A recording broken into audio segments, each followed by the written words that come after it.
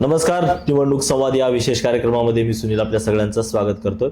सध्या जिल्हा परिषदेच्या निवडणुकीची रणधुमाळी सध्या सुरू आहे आणि प्रत्येक उमेदवार जो आहे तो मतदारांपर्यंत पोहोचतोय. मी आज वडवळ गटामध्ये आहे. वडवळ गटामध्ये राष्ट्रवादी अजित पवार पक्षाचे उमेदवार जे आहेत ते भानुदाजी पोटे आपल्यासोबत आहेत, कारण त्यांनी आतापर्यंत अनेक सामाजिक काम असतील किंवा राजकीय क्षेत्रामध्ये त्यांनी अनेक योगदान जे आहे त्यांचं मोठं आहे. तर या निमित्तानं आज ते निवडणुकीच्या रिंगणामध्ये उतरलेले आहेत.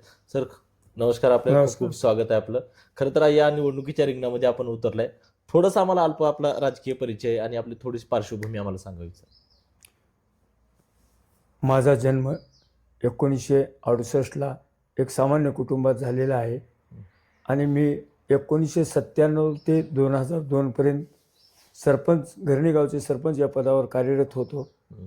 त्यानंतर मी 2017 ते 2022पर्यंत लोकनियुक्त सरपंच म्हणून काम केलेलं आहे. अशा प्रकारे मी 2 वेळेस या गावचे सरपंच म्हणून कार्यरत होतो आणि गावासाठी बऱ्याच योजना मी आणलेल्या आहेत. माझ्या कार्यकालामध्ये मी पाणीपट्टी आणि घरपट्टी न घेता ग्रामपंचायत 5 वर्षे मी चालविलेली आहे. घरकुलाच्या योजना, विहिरीच्या योजना असतील, बऱ्याच योजना मी गोरगरिबापर्यंत पोहोचवल्या आहेत. मी कुठलीच अपेक्षा, कुठलाच भ्रष्टाचार, कुठलंच काही न करता मी लोकांपर्यंत प्रत्येक गोष्ट ही केलेली आहे. मी बऱ्याच गोष्टी गोरगरिबासाठी सातत्य धडपडत असतो. अशा प्रकारे मी माझा जीवन प्रवास आहे त्या पद्धतीने मी असा आत्तापर्यंत जीवनामध्ये प्रवास केलेला आहे. खरं तर तुम्ही या निवडणुकीच्या रिंगणामध्ये आहेत, लोकांपर्यंत पोहोचताय, मतदारांपर्यंत. तुमच्या वडवळ गटामध्ये कुठल्या प्रमुख समस्या आहेत ज्या की तुम्हाला या जाणवल्या प्रचाराच्या दरम्यान? वडवळ गटामध्ये काही ठिकाणी तांडा वस्तीवर रस्त्याच्या समस्या आहेत, काही ठिकाणी पिण्याच्या पाण्याच्या समस्या आहेत, काही ठिकाणी घरकुलाची बिलं नाहीत म्हणून ही समस्या आहे, काही ठिकाणी विहिरीचे बिलं निघत नाहीत म्हणून ह्या समस्या आहेत. अशा ज्या समस्या आहेत ते बऱ्याच पंचायत समितीच्या लेवलच्या ज्या समस्या असतील ते प्रशासन नसल्यामुळे, लोकनियुक्त तुमचे प्रतिनिधी नसल्यामुळे, अधिकाऱ्यावर वचक नसल्यामुळे ह्या भरपूर समस्या निर्माण झालेल्या आहेत. आता जर समजा तुम्ही उद्या जिल्हा परिषदमध्ये निवडून आलात तर कोणत्या प्रमुख समस्या ज्या आहेत त्याच्यावरती तुम्ही पहिल्या सुरू काम करणार? मी पहिल्या प्रथम लोकांच्या आरोग्यावर काम करणार आहे. ज्या ज्या ठिकाणी दवाखान्याच्या अडचणी आहेत त्या ठिकाणी, वडवळसारख्या ठिकाणी बऱ्याच अडचणी आहेत. दवाखान्यामध्ये डॉक्टर नाहीत, तर मी त्या ठिकाणी डॉक्टरची व्यवस्था, कंपाऊंडर नसतील तर ती व्यवस्था, त्यानंतर मी रस्त्याची व्यवस्था करणार आहे. रस्ते जिथं जिथं नाहीत, खराब आहेत, त्या ठिकाणी जिल्हा परिषदेच्या माध्यमातून रस्ते दुरुस्त करण्याचं काम करणार आहे. त्याच्यानंतर मी पाण्याची व्यवस्था करणार आहे. आणि महिलाचं जी आहे, महिलावर जी कुठं जी काही अन्याय होत आहे त्या ठिकाणी मी सर्वात अगोदर धावून येऊन महिलाचे प्रश्न सोडवणार आहे. खरं तर तुम्ही आता ज्या गटामधून थांबलात तो ग्रामीण भाग आहे, शहराशी इतका कनेक्ट नाही आहे. या ठिकाणचे मुलं असतील, युवक असतील, जे उद्योगासाठी जे आहेत ते बाहेर इतर जिल्ह्यामध्ये किंवा इतर शहरामध्ये स्थलांतर करत आहेत. त्याचबरोबर महिलासुद्धा जे आहेत त्यांच्या हाताला रोजगार मिळत नाही आणि जर मिळाला तर त्याला म्हणावं तितकं ते बेनिफिट मिळत नाही, पैसे मिळत नाहीत, रोजगार. तर हे सगळं तुमच्याच परिसरामध्ये एखादा उद्योग उभा व्हावा किंवा त्याच स्थानिक लोकांना तिथंच रोजगार उपलब्ध व्हावा, यासाठी जिल्हा परिषदेच्या माध्यमातून कसे तुम्ही प्रयत्न करणार आहात? आमचे नेते माननीय नामदार बाबासाहेबजी पाटील साहेब असल्यामुळे त्यांची एक सुतगिरणी आणायचा एक प्रयत्न चालू आहे. त्या सुतगिरणीच्या माध्यमातून एक 500 ते 1000 लोकांची समस्या सुटणार आहे.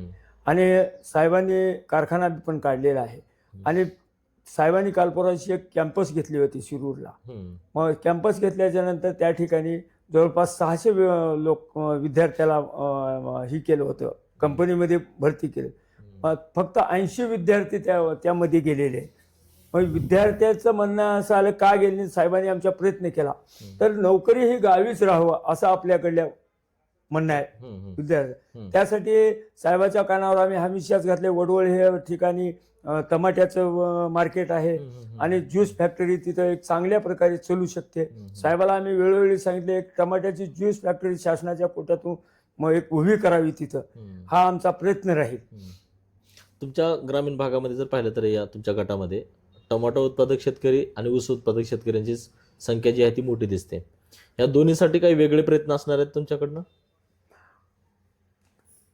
ऊस उत्पादक तर आमच्या गटामध्ये कमीच आहे, हां. परंतु टमाटो उत्पादक शेतकरी भरपूर आहे.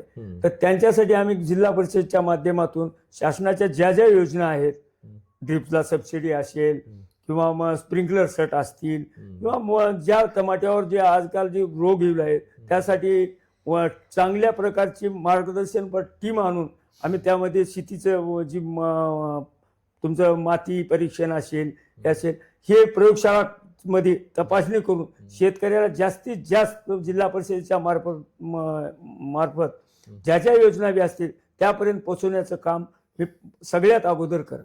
अनेक ठिकाणी जर पाहिलं तर शेतकऱ्यांचा शेती रस्त्याचा सुद्धा प्रश्न ऐरणीवर आहे. शेतकऱ्यांना अनेक योजना ज्या आहेत जिल्हा परिषदेच्या माध्यमातून असतात. तुम्ही कसे प्रयत्न करणार आहात हे सगळं? शासनाचं जे धोरण आहे, शासनाने सांगितलेलं आहे की महसूल मंत्री नी सांगितलेलं आहे की शेत रस्त्याला आता कुणीच अडवायचं नाही. शेत रस्ता अडवला तर पोलीस केस करण्यात येतील. त्यामुळे शेतकऱ्यासाठी खडीकाम वगैरे शासनाच्या आता योजनाच आहेत. त्यामुळे मी सगळ्यात अगोदर जिल्हा परिषदेच्या माध्यमातून शेतकऱ्याला जिथं जिथं बी काही अडचणी येतील शेतीच्या त्या ठिकाणी बांधावर जाऊन मी त्यांचा प्रश्न सोडवेन. खरं तर पाहिलं तर ग्रामीण भागामध्ये स्मशानभूमी असतील ह्यांचा प्रश्न आहे. दलित वस्तींचा सुद्धा खूप मोठा प्रश्न जो आहे तो पाहायला मिळतो आपल्याला. जिल्हा परिषदेच्या माध्यमातून या लोकांचं जीवनमान सुधारण्यासाठी किंवा दलित वस्ती सुधारण्यासाठी कशा योजना आणणार तुम्ही आणि कसा निधी तिथं वापर करणार आहात? जिल्हा परिषदेच्या माध्यमातून ज्या बी दलित वस्तीमध्ये पाण्याची योजना असते, रस्त्याची असते, शेड असेल, ही ज्या योजना असतेला त्या योजना ज्या ज्या गावाला नाहीत त्या त्या ठिकाणी काही ठिकाणी स्मशानभूमीला रस्ता नाही, तो रस्ता करून देण्याचं काम करेन. या ज्या शासनाच्या ज्या योजना आहेत त्या गोरगरीबासाठी मी शेवटच्या घटकापर्यंत पोहोचण्याचं काम करेन.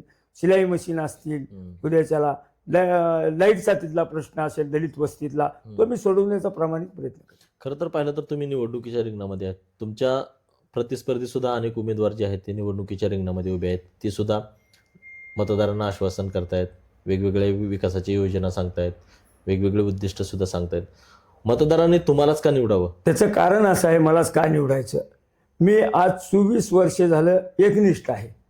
एका पक्षाचंच काम, एकाच व्यक्तीच्या एकाच मी आमदार साहेबासोबत आज 24 वर्ष झालं सोबत आहे. आणि रोज बघालात तुम्ही, मी सांगायची काही गरज नाही. आज शिवसेनेत, उद्याच्याला काँग्रेसमध्ये, परवा दिवशी राष्ट्रवादीमध्ये, दुसऱ्या दिवशी भाजपमध्ये, त्या 8 दिवसामध्ये 8 पक्ष बदलू पुढे येऊ लागले. त्यामुळे मी प्रामाणिक आहे, प्रामाणिक कार्य करणारा कार्यकर्ता आहे. त्यामुळे मी लोकांच्या सेवेत तत्पर राहणार आहे. असे रोज एक पक्ष बदलणाऱ्या लोकाला निवडून देण्यामध्ये काही अर्थ नाही. हे पुन्हा पण निवडून आल्याच्या नंतर एका ठिकाणी राहणार नाहीत. यांची बुद्धी फार चंचल आहे, हे रोज कुठेही जाणार आहेत. त्यासाठी मी प्रामाणिक असल्यामुळे मलाच लोकांनी निवडून द्यावं आणि मी लोकांच्या सेवेत 24 तास थांबणार आहे. आणि माझ्या पाठीमागं माननीय नामदार बाबासाहेब पाटील असल्यामुळे मी लोकांच्या कामामध्ये कुठंच कमी पडणार नाही, ही मला सांगावंसं वाटते. खरं तर मधल्या काळामध्ये प्रशासक राज्य होतं जिल्हा परिषदेवरती, आणि त्या प्रशासक राज्याच्या काळामध्ये अनेक भ्रष्टाचार जो आहेत कामामध्ये झाल्याचा आरोप सर्वसामान्य नागरिक करतायत, लोक करतायत किंवा इतर पक्षाचे नेते सुद्धा करतायत. तर हा भ्रष्टाचार सगळा रोखण्यासाठी पुढच्या काळामध्ये तुम्ही कसे प्रयत्न करणार आहात? मी एक सांगतो, मी स्वतः भ्रष्टाचार न करण्यामुळे मला भ्रष्टाचार करू द्यायचा प्रश्नच येणार नाही. आणि मी एक लोकांच्या समोर गेल्याच्या नंतर, चांगला चेहरा एक लोकांच्या समोर आल्याच्या नंतर अधिकाऱ्याला सुद्धा भीती राहते. एक दबंग माणूस जर कुठेही जाऊ द्या, कुठल्याही राजकारणात जाऊ द्या, त्या ठिकाणी गेल्याच्या नंतर समोरचा माणूस आपण जर निष्प्रह सेवा करत असतो असेल तर लोकांना भीती तयार होते. त्यासाठी अधिकाऱ्यावर वचक नसल्यामुळे हा सगळा प्रकार घडत आहे. त्यामुळे आता लोकातून जे जिल्हा परिषद सदस्य निवडून येतात त्या ठिकाणी सर्वांनाच घेऊन मी एक असे टीम तयार करेन जिल्हा परिषदेमध्ये की बाबा एक 5-7 लोकांना माझ्यासारखे जे असतील त्या लोकांना सोबत घेऊन मी एक त्यांच्यावर अंकुश ठेवण्याचं काम करेन. खरं तर तुम्ही म्हणजे इथं ग्रामपंचायतमध्ये सरपंच म्हणून काम केलं, अनेक विकासाच्या योजना गावासाठी आणल्या. ग्रामपंचायतच्या सरपंच पदाचा अनुभव जो आहे तुम्हाला, जिल्हा परिषदमध्ये कसं कामी आणणार आहेत तुम्ही? मला ग्रामपंचायतमध्ये काम करण्याचा 10 वर्षाचा अनुभव आहे. मला अधिकाऱ्यासोबत कसं वागायचं, त्याच्याकडून काम कसं करून घ्यायचं, वेळ प्रसंगी त्याच्यावर कठोर कसं व्हायचं आणि कधी म्हणजे वेळेनुसार नमतं कसं व्हायचं. तर लोकांच्या समस्या सोडवते वेळेस दोन्ही पद्धतीने जावं लागते. एक तर भूमिका थोडी माघार पण घ्यावं लागते आणि कधी वेळेनुसार जर काम होत नसेल तर कठोर पण घ्यावं लागते. अशा पद्धतीने मला अनुभव असल्यामुळे मी कसं म्हणजे तिथं गेल्यानंतर जिल्हा परिषदमध्ये ह्या ज्या पंचायत समितीमध्ये जे मला प्रसंग आले ह्याच्या अगोदर काम करते वेळेस आणि जिल्हा परिषदमध्ये बी मला थोडा अनुभव आहे जाण्या येण्यामुळे पंचायत जिल्हा सरपंच या पदाला जिल्हा परिषदमध्ये काम करावं लागतंय आणि पंचायत समितीमध्ये पण त्याला जावं लागते. मला अनुभव असल्यामुळे मी अगोदरच माहिती असल्यामुळे ग्रामपंचायतची मी तिथं गेल्याच्या नंतर मी चांगल्या प्रकारे जनतेचे प्रश्न सोडवू शकतो ही मला खात्री आहे. बरं, आता 7 तारखेला मतदान होणार आहे. मतदारांना काय आव्हान असणार आहे तुमचं? मी वडवळ जिल्हा परिषद गटातील मतदारांना आव्हान करू इच्छितो की आमचे नेते अजितदादा पवार साहेब आमच्यातून निघून गेल्यामुळे आमच्या पक्षाची फार मोठी नुकसान झालेली आहे आणि मी जनतेला एवढंच सांगू इच्छितो की एवढा वेळेवर काम करणारा नेता पुन्हा होणे नाही. त्यासाठी मी एवढंच सांगतो, लाडक्या बहिणी कामं लाडकी बहीण योजना दादांनी आणली आणि मला एवढंच वाटतंय लोकांनी दादांना खरी जर श्रद्धांजली काय असेल तर यावेळेस जिल्हा परिषदमध्ये दादांच्या पक्षाला एक मत देऊन श्रद्धांजली अर्पण करावी. मी एवढंच जनतेला सांगू इच्छितो. सर, आपण वेळ दिलात आम्हाला, खूप खूप धन्यवाद आपल्याला. आणि आपण चांगल्या मताधिक्यानं निवडून याल अशा मी अपेक्षा बाळगतो. खरं तर या जिल्हा परिषदेची रणधुमाळी सुरू असतानाच श्री कैलासवासी अजितदादा पवार यांचं अपघाती दुःखद निधन झालं आणि त्यामुळं कुठं तर राष्ट्रवादी पक्षाचं मोठी जी हानी आहे ती झालेली आहे. आणि आता जे उमेदवार आहेत ते आता दादांना श्रद्धांजली वाहण्यासाठी मतदारांना हे जे आव्हान आहे ते त्यांनी आता केलेलं आहे. मात्र जनता नेमकं कुणाच्या पाठीशी राहणार आणि येत्या 9 तारखेला गुलाल कुणाला लागणार हे सुद्धा पाहणं महत्त्वाचं आहे. या चर्चेमध्ये इथंच थांबतोय. कॅमेरामॅन संदीप गवळीसह सुनील कुमार, एकमत डिजिटल, लातूर.